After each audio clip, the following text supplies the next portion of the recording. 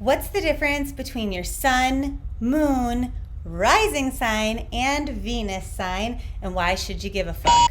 Well, knowing your sun, moon, and rising, aka your ascending or ascendant sign, is super, super important to get the most out of your daily or weekly tarot horoscopes like these on my blog or these on Instagram, as well as video like these on my channel or really anyone else's, to be honest. So, most people go about looking at their love life the exact wrong way in my experience. They look at their sun sign, and while your sun sign can give you some extra insight as to the general occurrences and their capacity to sort of affect possibilities of romance. For example, if your sun sign says you might fall ill, you could catch a cold, and then if you catch a cold, maybe you'll be out of the dating scene this week. Your moon sign, however, is going to relay more of a detailed and accurate description of the vibes that you're putting out and therefore attracting in response. And then, how you're going to feel about it. So now you're like, hey, shouldn't I be watching my Venus sign because that's for love? No, not exactly. But I'm going to get to that in just a second. So how you get the most complete view of what you care about is like this, okay? When you want to know the overarching theme of your week, month, etc., you look at your sun sign, okay? Now, when you want to know about work, career, money, home, things pertaining to the material world, then you're going to look at your rising sign, okay? When you are looking at your emotional energy, such as your love life, your relationships with other people, how you feel, you're going to look at your moon sign. And then when you are spying on a crush and kind of fantasizing what it'd be like to be with them, such as Ari Melber or Gerard Butler, then you're going to want to look at their Venus sign, not your own Venus sign, okay? Your own Venus sign doesn't really matter because Venus signs are about love style. What is your love style like? Almost like your love language. How do you show love? What are you like to be with in a relationship? And you already know what you're like to be in a relationship because you have been in all of the relationships that you've had, right? You've been at least 50%. So that is why your Venus sign doesn't tell you shit. It doesn't. It tells maybe somebody who's interested in you what it's like to be with you potentially. But it's not going to tell you anything helpful for your life as far as love predictions go. Now, we make our decisions about our love life from an emotional space. And the moon sign is what determines our emotions. And our emotions, therefore, dictate our behaviors. Therefore, you're going to get the most accurate love reading based on your moon sign. So let me just give an example of how this would break down.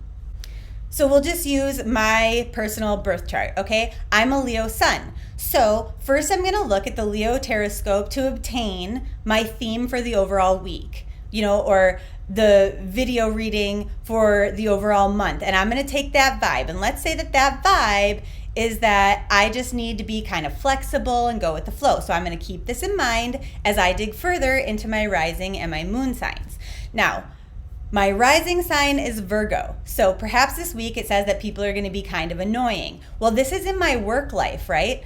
So if I'm looking at Virgo, I'm going to maybe find certain annoyances with clients, for example, okay? But then I'm going to remember the overarching theme of my sun sign, which is like, go with the flow, don't get irritated. Like maybe this is going to lead you to something. Therefore, I'm going to have a more peaceful week, okay?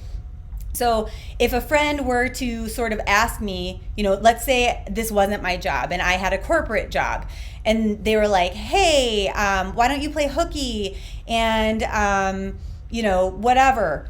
I would look at my week, my Virgo rising, and I would say, you know what, people are going to annoy me. I'm just going to go with the flow, the overarching theme of my Leo sun sign. And maybe I'm going to say yes, even though I typically wouldn't because Virgos are kind of like, stay on track, right? So my moon sign is Scorpio, and perhaps I have a crush on Ari Melber, right? So, because I do. So, I would then go, okay, what is my Scorpio moon sign going to tell me this week about the vibe? Now, I'm focusing on myself, and maybe it says, this week is more about focusing on yourself.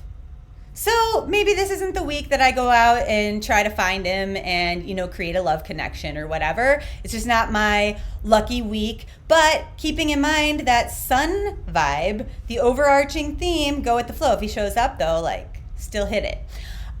So let's say though, I want to look up his information because it's on the internet, right? It's probably got a wiki page or something. So I can look at his birth chart. And by the way, if you don't know what your sun, moon, rising, and Venus are, there is a link below to 1 or 2 different sites that'll show you that for free, that kind of break it down pretty easy for you. So anyway, I'd spy on that, and then I'd be like, well, what's his week like, right? If I'm interested in him, if I know his stats, then I'd go and look at his Venus sign to see what that said. So, for example, let's say it was this week you finally have courage to ask that person out. I might get all excited, right? Hey, maybe he's going to finally ask me out, but he doesn't actually know me. So, but if he did, overarching theme of go with the flow, right?